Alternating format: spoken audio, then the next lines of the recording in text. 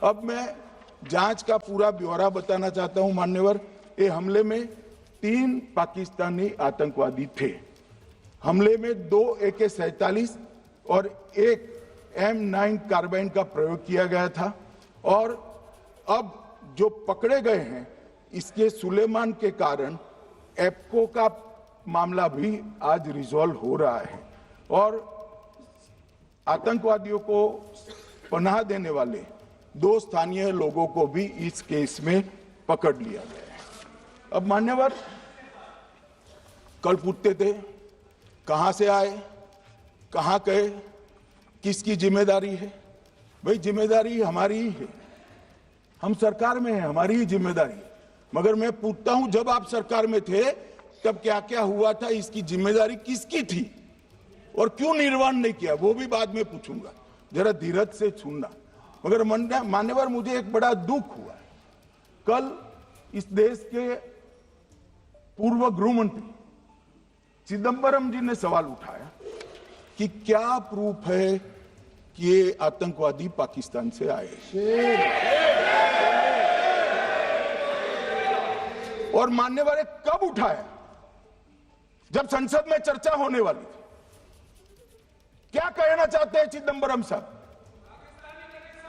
किसको बचाना चाहते हैं, पाकिस्तान को बचाकर आपको क्या मिलेगा। वो ये कह रहे हैं कि और क्या है, मत जवाब दो,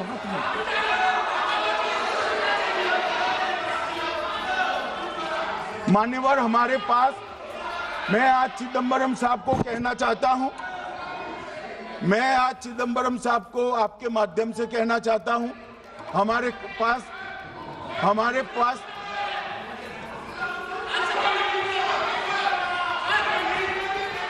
मान्यवर, हमारे पास प्रूफ है, वो भी मैं सदन के सामने रखना चाहता हूं कि तीनों पाकिस्तानी थे।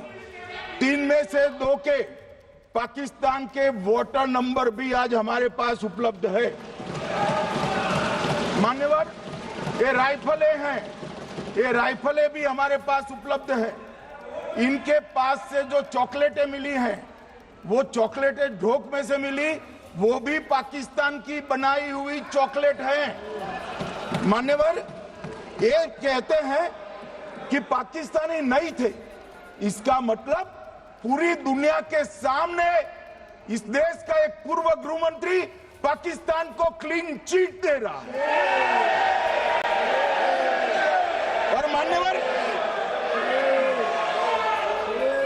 और मान्यवर, वो पाकिस्तानी आतंकवादी नहीं थे ऐसा बोलकर श्री चिदंबरम अगर पाकिस्तानी आतंकवादी नहीं थे तो पाकिस्तान पर हमला क्यों किया, वो भी सवाल खड़ा कर रहे हैं। मान्यवर, आज पूरी दुनिया ने हमारे संसद सदस्य गए थे, स्वीकारा था कि हमला पाकिस्तान ने किया है, और इस देश का गृह मंत्री जो कांग्रेस पार्टी से आता है वो कहता है कि क्या सबूत है। अरे मुझसे मांगते, मैं दे देता, टीवी से मांगते हैं, पूरी दुनिया के सामने उजागर करते हैं, सब सुबह खड़ा करते हैं। पाकिस्तान को बचाने का इनका ये षड्यंत्र आज 130 करोड़ लोग जान रहे हैं। बच नहीं पाओगे आप लोग, बच नहीं पाओगे। मान्यवर,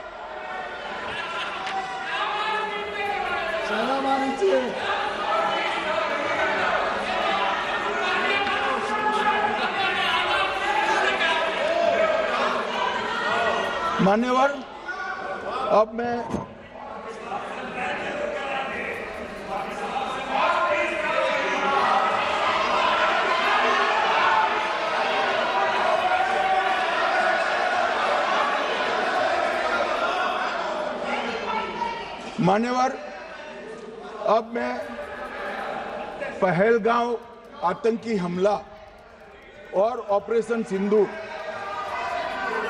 ये दोनों घटनाक्रम के लिए मान्यवर ये अभी से थक जाते हैं।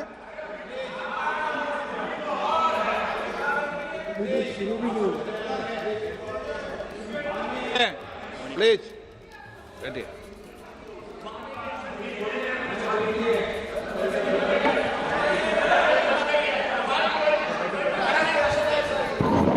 मान्यवर, मैं आपके माध्यम से कहना चाहता हूं, थोड़ा धैर्य रखे भैया, अभी तो शुरू हुआ है, अभी तो शुरू हुआ है। मान्यवर,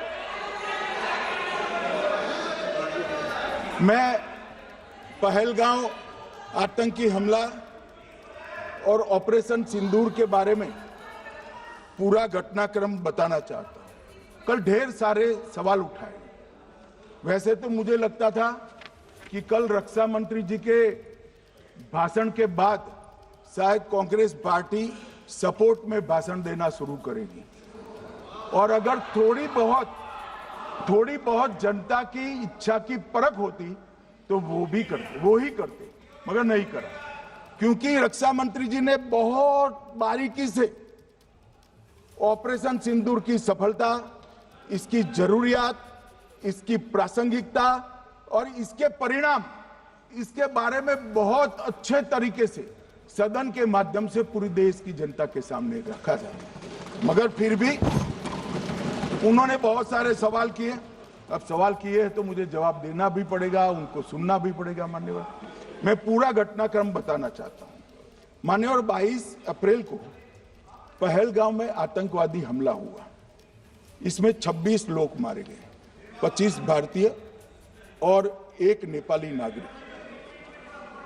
हमने उसी वक्त मैं श्रीनगर जाने के लिए निकल गया।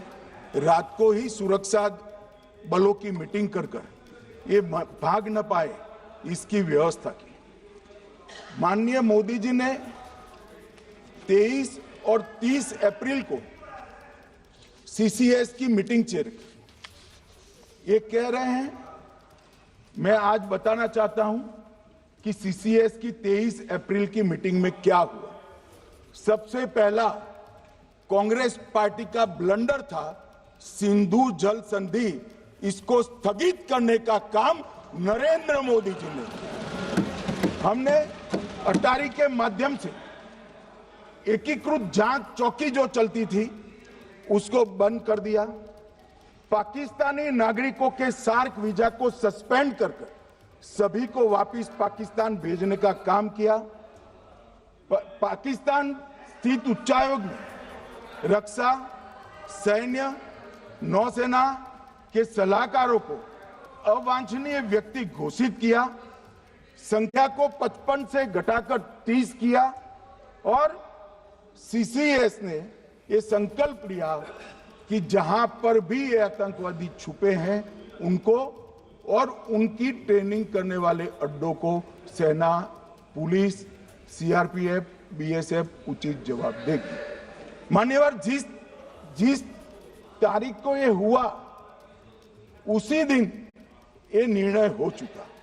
मान्यवर, इसके बाद में कल गोगाई जी कहते थे मोदी जी 24 को पहलगाम जाने की जगह बिहार गए। सुनो यार। मान्यवर, मोदी जी जब ये पहलगाम घटना हुई यहां नहीं थे, विदेश में थे। आने के बाद तुरंत सीसीएस बैठक की और मोदी जी जिस दिन बिहार गए उस दिन पहलगाम में कुछ नहीं, कोई नहीं था, सिर्फ राहुल गांधी थे। सारे लोग चले गए थे, सारे लोग वहां से अपने अपने ठिकाने पर चले गए थे। मगर इन्होंने एक बात कही, उस पर मेरी आपत्ति है। मान्यवर, उन्होंने कहा 24 अप्रैल को चुनावी भाषण किया। मान्यवर, देश का नेतृत्व करने वाले देश के प्रधानमंत्री की फर्ज होती है कि देश की संप्रभुता पर, देश के नागरिकों पर अगर ऐसा जघन्य हमला होता है तो जनता की भावनाओं के अनुरूप जवाब देना चाहिए। मान्यवर, मैं आज आपकी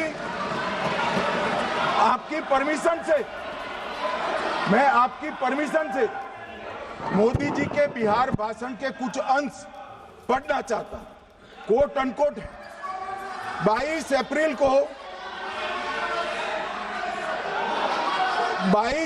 को पहलगाम का यह हमला केवल निहत्थे पर्यटकों पर नहीं बल्कि पूरे भारत की आत्मा पर एक दुस्साहसपूर्ण प्रहार है। आतंकवाद के प्रति दृढ़ और कड़ा रुख, आतंकियों और इसके हमले की साजिश रखने वालों की कल्पना से भी बढ़कर उनको सजा दी जाए। मान्यवर, महत्वपूर्ण है आतंकियों और इसकी साजिश रचने वाले दोनों को, आतंकियों की बची खुची जमीन भी मिट्टी में मिलाने का समय आ गया है। 140 करोड़ भारतीय इस बात के लिए एकजुट है कि आतंक के आकाओं की कमर तोड़ दी जाएगी। भारत हरेक आतंकवादी और उनके समर्थकों की पहचान करेगा, उनका पता लगाएगा और उन्हें दंडित करेगा। आतंकवाद कभी भी भारत की आत्मा नहीं तोड़ पाएगा। न्याय सुनिश्चित करने का मैं हर संभव प्रयास करूंगा। अनकोट। अब इसमें किसी को चुनावी भाषण दिखाई पड़ता है तो उसकी समझ शक्ति पर बहुत सारे सवालिया निशान लग जाते हैं। ये चुनावी भाषण नहीं है, आतंकवाद के खिलाफ लड़ने का 140 करोड़ भारतीयों का प्रतिघोष है जो मोदी जी ने वहां दिया। इनको चुनावी भाषण दिखाई पड़ता है। जैसे चश्मे होते हैं ऐसी ही दृष्टि होती है। मान्यवर, इसके बाद 30 अप्रैल को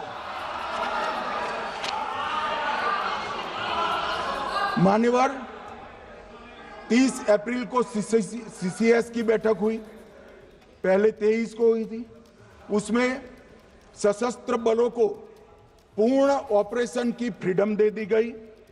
प्रधानमंत्री मोदी जी ने सीसीएस की उपस्थिति में रक्षा मंत्री, एनएसए और सेनाओं के प्रमुख के साथ बैठकर पूर्ण ऑपरेशनल फ्रीडम देने का काम किया और इसके बाद ये ऑपरेशन सिंदूर हुआ। मान्यवर, ऑपरेशन सिंदूर 7 मई को रात को 1:04 से 4 मिनट से 1:24 तक चला। उसमें पाकिस्तान के 9 आतंकी ठिकानों को ध्वस्त कर दिया और पूरी दुनिया ने इसके दृश्य देखे। साहब, इससे बड़ा संयमित हमला नहीं हो सकता। आजकल दुनिया में युद्ध चल रहे हैं, हम देख रहे हैं, बच्चे मर रहे हैं, महिलाएं मर रही, निर्दोष मर रहे।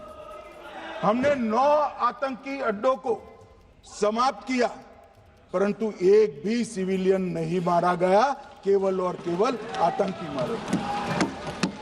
स्थान थे मरकज सुभान अल्लाह बहावलपुर, मरकज तैयबा मुरीद के, महमूना जाया कैंप सियालकोट, अरे नाम सुनो काम में आएंगे, सरजाल camp Sialkot, Sawai Nala camp Muzaffarabad, Syedna Bilal camp Muzaffarabad, Gulpur camp Kotli, Barnala camp Bhimber और अब्बास कैंप कोटली।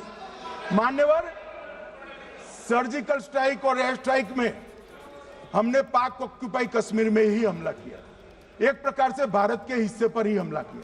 पाक ऑक्यूपाई कश्मीर हमारा ही, तो हमने तो हमारे हिस्से में हमला किया। मगर इस बार 100 किलोमीटर अंदर घुसकर पाकिस्तान की भूमि पर आतंकवादियों को तबाह करने का काम। और मान्यवर, ये आतंकी के ठिकानों पर हमला हुआ, इसमें मारा कौन गया? हाफिज मोहम्मद जमील जैसे मोहम्मद के प्रमुख मौलाना मसूद अजहर के बहनोई, मुदस्सर खादियान मरकज तैयबा मुरीद का प्रमुख, याकूब मलिक जेएम पदाधिकारी, मोहम्मद हमसा जमील जेएम ऑपरेटिव, मोहम्मद यूसुफ अजहर गंभीर रूप से घायल था फिर मारा गया, जैसे मोहम्मद का आमिर, मोहम्मद हसन खान गंभीर रूप से घायल था फिर मारा गया, जेएम ऑपरेटिव मोहम्मद हसन गंभीर रूप से घायल हुआ, अब्दुल मलिक, खालिद अबू अक्स और नोएम मलिक, इनका कोई पता ठिकाना नहीं।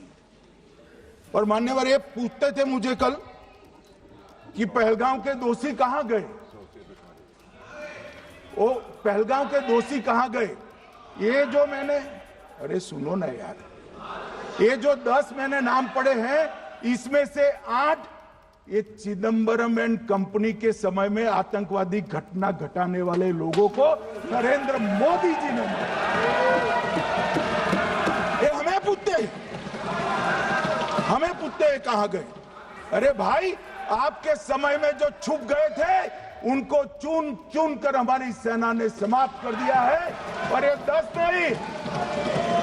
नहीं, कल राजनाथ जी घबराते घबराते बोले हैं, अब ऑथेंटिक शब्द का है, मैं बढ़ा नहीं सकता, मगर कम से कम 100 लोगों को हमारी सेना ने समाप्त, 100 से अधिक लोगों को हमारी सेना ने समाप्त करने का कहा। मान्यवर, और इस पर भी गर्व नहीं कर सकते आप? इस पर भी गर्व नहीं कर सकते?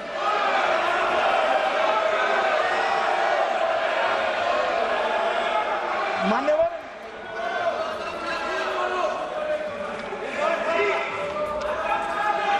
मान्यवर, 7 मई को 1:26 पर 22 मिनट पर ये हमारा काम समाप्त हो गया। हमारे डीजीएमओ ने उनके डीजीएमओ को बता दिया कि भाई हमने आतंकवादी हमलों पर स्थानों पर सिर्फ हमला किया है, इनके हेडक्वार्टर पर हमला किया है, जो हमारा आत्मरक्षा का अधिकार है। पूरी दुनिया इसको एक्नॉलेज करती है। ऐसा नहीं हो सकता है मनमोहन सिंह के समय की तरह कि वो आकर मारेंगे और हम चुपचाप बैठे रहेंगे और जाकर चर्चा करेंगे। ये नरेंद्र मोदी सरकार, ऐसा नहीं हो सकता। डोजियर भेजते रहेंगे। मान्यवर, उरी में हमला हुआ, हमने सर्जिकल स्ट्राइक किया। पहलगाम में हमला हुआ, एयर स्ट्राइक करा, और अरे पुलवामा में हुआ, एयर स्ट्राइक करा, और पहलगाम में हमला किया। 100 किलोमीटर अंदर जाकर 9 अड्डों और 100 से ज्यादा आतंकवादी को समाप्त। मान्यवर,